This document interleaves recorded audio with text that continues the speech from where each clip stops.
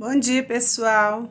Eu vou gravar nossa aula da semana do dia 26 ao dia 7 de maio, tá? Então, a nossa matéria é adjetivo. As classes de palavras eu já dei todas para vocês. No início do ano a gente revisou as 10 classes, mas agora a gente está vendo uma por uma, né? Então, aqui eu coloquei no dia 26 aqui do 4, que já é para hoje, né? Tá lá a definição de adjetivo. Numa definição bem simples, adjetivo é a classe de palavras que dá qualidade aos seres em geral. Ela qualifica o substantivo, tá? Mas no dicionário tem a definição da gramática linguística, que diz que o adjetivo serve para modificar um substantivo, acrescentando uma qualidade, uma extensão ou uma quantidade àquilo que ele nomeia. Diz-se da palavra, locução, oração, pronome. E a segunda definição é no contexto subordinado. Adjetivo é definido como a classe de palavras que modifica o substantivo, servindo para caracterizar seres e objetos, indicando qualidade, modo de ser, aspecto e estado, ok? Aí vem os tipos de adjetivos, a classificação. Compare os adjetivos a seguir. 1. Lápis azul. 2. Lápis azulado. 3. Lápis azul celeste. Podemos notar que cada um possui características morfológicas e semânticas que as diferem, não é mesmo? Em 1, notamos que o adjetivo é composto apenas de um radical e não possui nenhum afixo em sua estrutura. Já em 2, é possível notar que a estrutura e o sentido do adjetivo são alterados pelo acréscimo dos afixos.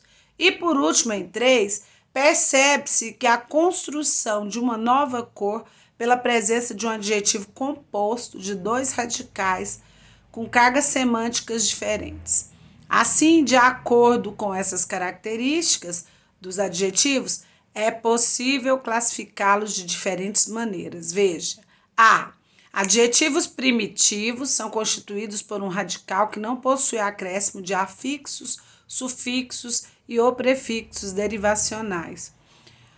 Não pare agora, tem mais depois da publicidade. Exemplo: velho, simples, lúcida. São adjetivos primitivos, porque vieram primeiro. B. Adjetivos derivados. São construídos por meio do acréscimo de afixos derivacionais. Exemplo: anormal, quer dizer, de normal, colocou o A na frente, já mudou a palavra, colocou prefixo, que é a parte que vem antes. Insensato, também colocou prefixo, in, quer dizer não, não sensato. Bondoso, de bom, colocou oso, sufixo, veio depois. Então, esse é derivado de normal, de sensato e de bom, tá vendo? C. Adjetivos pátrios são aqueles que se referem a continentes, países, regiões. Quando não se originam de outras palavras, são chamados de primitivos. Exemplo: carioca, capixaba e potiguar. Quando se originam de outras palavras, são chamados derivados. Exemplos: brasileiro, italiano, parisiense. Brasileiro veio de Brasil, italiano veio de Itália e parisiense de Paris. D. Adjetivos simples são aqueles que apresentam um único radical. Exemplos: feliz, alto, claro. E. Adjetivos compostos são aqueles formados por mais de um radical. Exemplo: luso brasileiro, castanho escuro, amarelo canário. São compostos. No caso desses aqui, vem separado por hífen, mas no caso dos substantivos, pode ter hífen ou não. Agora, os adjetivos vêm separados por hífen. Aí, para o dia 28, o gênero dos adjetivos. Então, nós vamos ver um pouco aqui na plataforma e um pouco no livro, tá? Diferenciação demarcada entre os adjetivos. Uniformes, uma forma. O próprio nome diz. Vocês usam uma roupa que é uma forma para todos os alunos. É chamado de uniforme. E aqui é uma forma tanto para o menino quanto para a menina, para a mulher ou para o homem. Exemplo: menino gentil, menina gentil. A palavra gentil, que qualifica menino e menina, ela não mudou. Ela ficou igual, tanto para o menino quanto para a menina. E o biforme já muda o final da palavra de O para A. Menino bonito, menina bonita. Então, isso é muito fácil, né? Os adjetivos uniformes são inteligente, fácil, os que não, muda de O para A, tá? Aula 4, dia 29/4. Introdução ao realismo e características. O estilo de época realismo se divide em 3 tendências. O realismo, estilo de época, se divide em realismo, naturalismo na prosa, com destaque, e parnasianismo na poesia, que nós vamos estudar um capítulo à parte, tá? O contexto histórico fala que o poder da burguesia aconteceu nesse período, com o crescimento do proletariado, que é o povão, a classe de trabalhadores, e das cidades. E aí surgiram novas fábricas, novas fontes de energia, vapor, petróleo, gás, eletricidade, facilitando a vida das pessoas, tá? E também foi uma época de insatisfação dos operários, onde aconteceu a luta de classes, né? Quer dizer, os capitalistas contra o proletariado. É o idealismo versus racionalismo. A ciência era o meio de análise da sociedade e da realidade. Então, a questão Coimbra foi o marco inicial do realismo em Portugal, onde os novos escritores se opunham às ideias antigas dos velhos escritores românticos que queriam inovações. Teoria: cientificismo, de Pollard Taine. O homem é um caso a ser analisado cientificamente. O comportamento humano é determinado pela hereditariedade, raça, pelo meio onde vive e a circunstância, que é o momento.